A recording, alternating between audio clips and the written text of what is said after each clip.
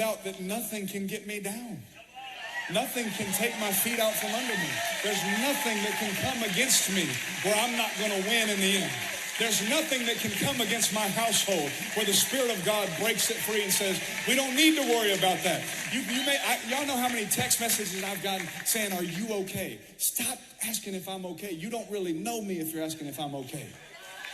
You don't know the God that I know.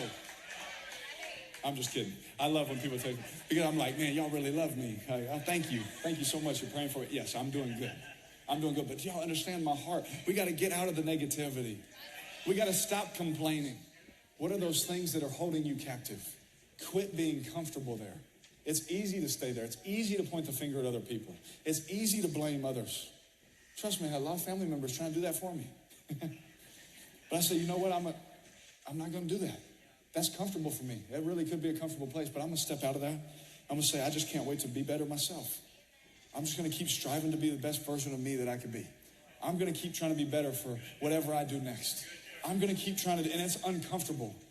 It's so easy to do it the other way. It's so easy to do this. It's so easy to do that. But instead, I said, Lord, what is it that you're trying to reveal to me in this season? Lord, what is it that you're trying to do in my heart in this season? Patience? Forgiveness? Do they deserve it? Doesn't matter. He didn't ask me if they deserve it. He didn't ask me if they deserve that. That wasn't on the agenda for me. The agenda for me was just forgive. The agenda for me was have peace. How? In my presence. It's uncomfortable. It's uncomfortable. But we got to get out of this place of this comfortableness in this captivity. We can't. 9 years, one place. It's been hard. I always make this joke. I said, franchises are heavy. Franchises are heavy to carry. They're heavy.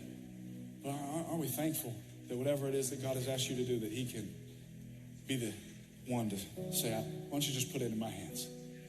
Why don't you just give it back to me?